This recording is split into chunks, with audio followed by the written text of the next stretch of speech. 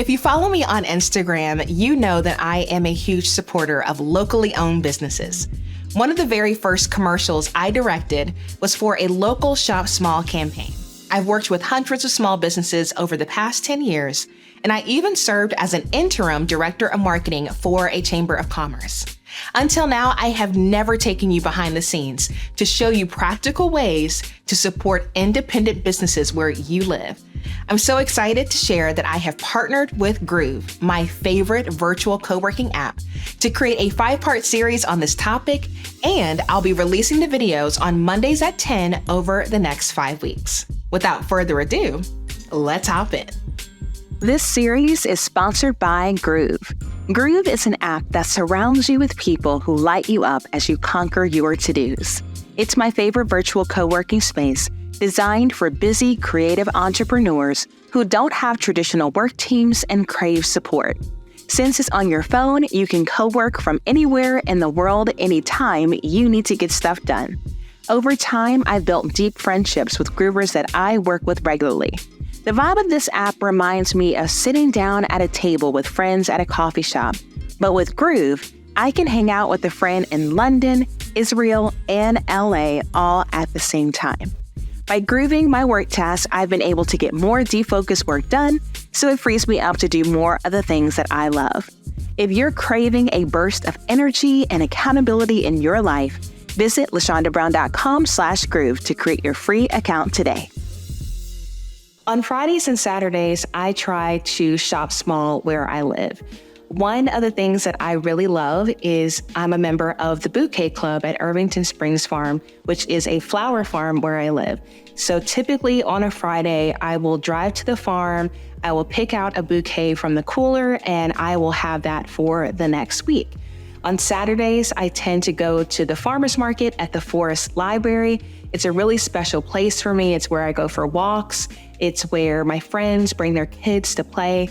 And on Saturday, the library parking lot transforms and it's full of so many different booths, a lot of which are run by friends of mine, where they are selling their locally grown things or locally made things. So you see anything ranging from soaps and essential oils to bison and flowers and vegetables. I really enjoy it. And frankly, it is my favorite farmer's market. So I have tried to explain to people how great it is. And I have made so many people new supporters of the market by bringing in there on Saturdays. So what I'll do is I will walk through the little track behind the library, and I'll try to just keep my eyes open for something that's visually interesting. Sometimes it's a local musician playing, other times it's a really beautiful bouquet, and sometimes it's really large fruits or vegetables. Once I shoot those little clips of things that I found interesting, I will go in the car and I will quickly edit a little vlog style reel on my phone. Now, what's been really fun is I tend to tag the farmer's market, and Dorothy, the market manager, will usually reshare my content. So she has asked me, how do you make your videos look so good? How you make them so quick? And so this video is for Dorothy, but it's also for you guys. There's lots of different applications for this, but I find this strategy is super simple and it will help eliminate a lot of stress when it comes to making vertical video content on your phone. So on my phone, I create albums for the content that I shoot so that it's easy to go back and repurpose it for an Instagram story or a reel. So you'll see here, there are clips ranging in length from as short as 3 seconds all the way up to 8 seconds. I like to create 15-second vertical videos because 15 seconds is the longest a clip can be in an Instagram story and play in its entirety when you reshare it. So knowing that Dorothy is more than likely going to reshare it, I don't want to make it longer than 15 seconds because then part of it will get cut off. Sometimes I'll take multiple shots of the same thing because I get different ideas. And so say, for instance, in this case, this last shot was my favorite, but I had a couple variations of it. So this one was pretty cool. And then this one was of some vegetables on the table when I was speaking to Diane. So if I find some clips that I don't think I'm going to use, then I'll just go ahead and delete those to save some space on my phone. And then I'll kind of mentally look at, how long are these clips And, is this going to be a good variety for the reel? So I would tend to have like at least 5 clips that are about 3 seconds long, and you can cut them short once you're in the editing app. So this looks good. So what we're going to do is we're going to go to the app InShot. That is my favorite program to edit vertical videos. We're going to click on video, then click on new. From there, we're going to select our clips. So you can just tap on all of them and then hit the green check mark. In the bottom right-hand side, you're going to see the length. So this is 25.6 seconds long. That's entirely too long. And so we are going to need to cut the clip short. I like to edit the clips for length first and reorder them. So we've got Daniel playing here. We've got the booth there. We've got the flowers from Mr. Purdue. And we've got the peaches from Gross's Orchard. So I'm going to start by moving this clip of my husband to the end, because I think that'll be a nice end to the clip.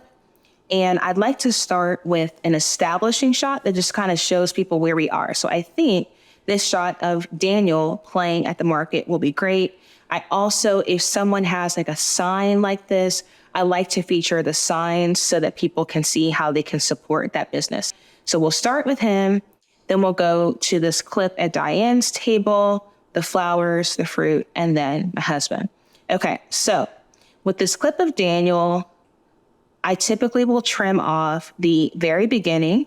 So we'll just go, you can see here, I'm just dragging across, and I'm gonna hit split, and I'm gonna get rid of the beginning of that.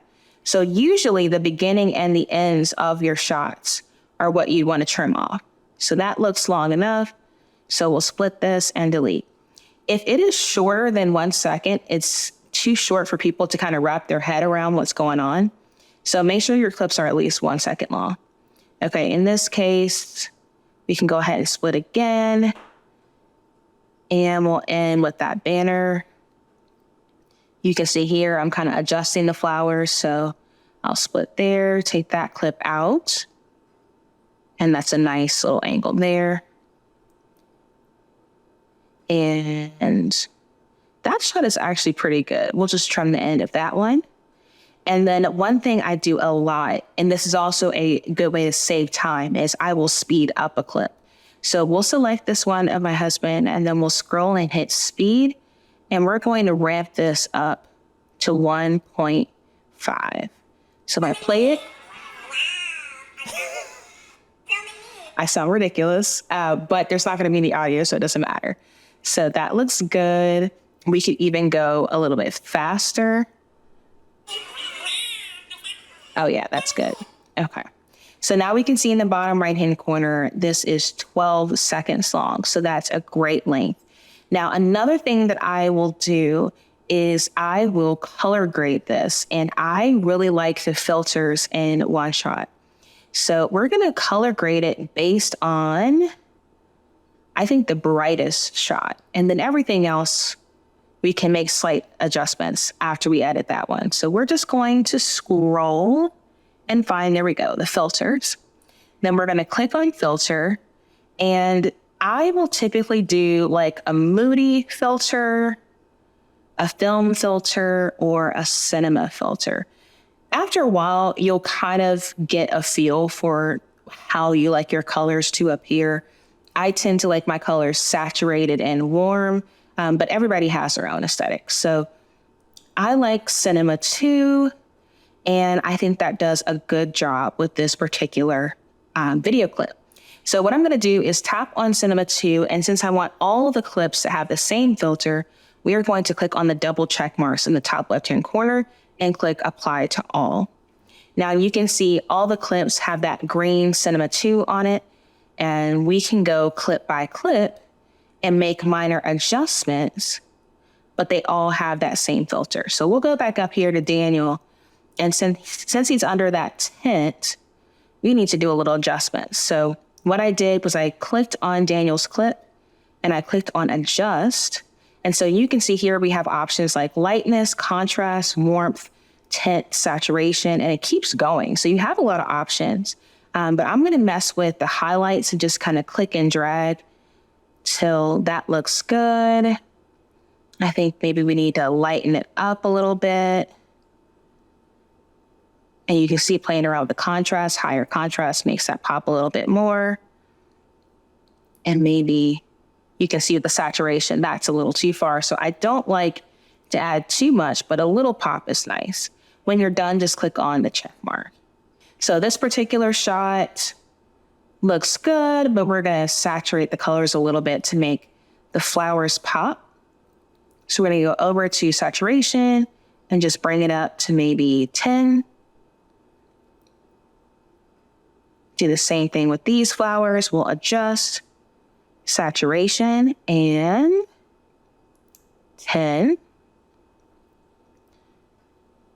The peaches look pretty vibrant, and especially this shot of my husband, you can see since we're not under the tents, there is not any shade at all. So we will make some adjustments here and maybe bring down the highlights to make the sky a little bit more vibrant. Maybe add some shadows. And like I said, you can just drag it from left to right until you get the look that you want. Okay, when you are done, all you need to do is click on the check mark. And in the top right-hand corner, you're going to see a little box with an arrow. Tap there, and this will give you your settings. So it will show you the estimated size of the file, the resolution, the frame rate, and the format. So you can tap on any of these and change. If you want it to be 4K, you can. 1080 is perfectly fine for Instagram. If you want to change it from MOV to MP4, you can tap it there. And when you've got it where you'd like it, all you have to do is hit save. It only takes a few seconds. And then you have the clip on your phone. Now from there, you can share it to other apps. I never do. I always just save it on my phone. And what I love about this is this allows me to repurpose this content on LinkedIn, on YouTube, on Instagram, and I don't have any watermarks because this program, once you pay for it, and it's very affordable, it does not watermark your content. So I highly recommend editing your videos outside of Instagram Reels simply because it allows you to repurpose what you're doing with a lot more ease and it simplifies your life. So if I go back here, we are going to actually save this as a draft. And that is a little pro tip for you. I can't tell you the amount of times that I have done sponsored content and the sponsor wants a very small change made. And because I saved it as a draft before I exited the program, I could go in and make very little changes without having to completely re-edit on this phone.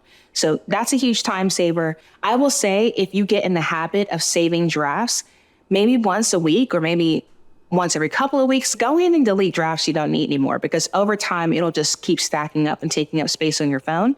But that's a great thing to do if you are creating content for other people and you want to make sure that you get their feedback before you get rid of that project file, if you will. So I'm going to save that as a draft. So like I said, some other applications of this could be a reel if you're doing an unboxing. It could be Happy Mail that you are receiving from somebody else. It also is a great fit if you are trying to just draw attention to maybe a small business or a service that people just don't even know exists. So what I would do is every single week, I would shout out the Bouquet Club in my Instagram stories and tag the farm. A lot of people didn't know that the Flower Farm offered a subscription.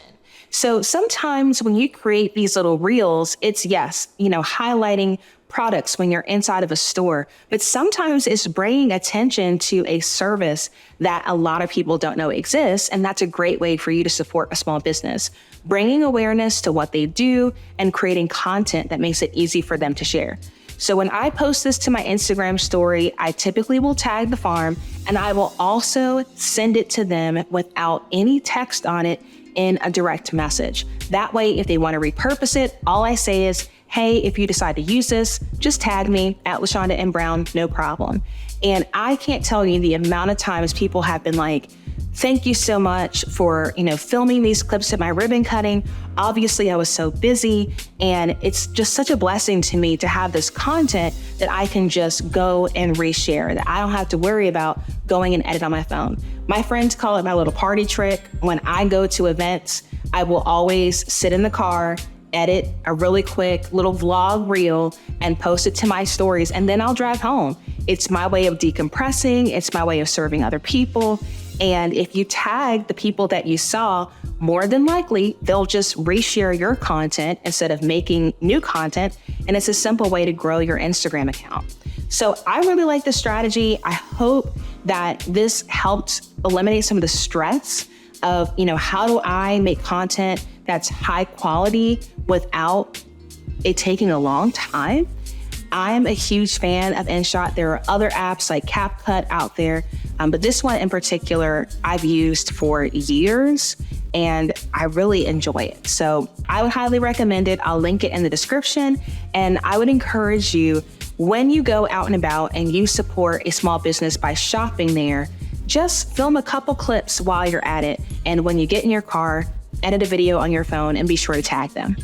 Thank you so much for watching this video. If you enjoyed it, be sure that you subscribe to my channel and hit the notification bell so you're notified when the next video in the series goes live. To create your free Groove account, just go to LaShondaBrown.com/Groove.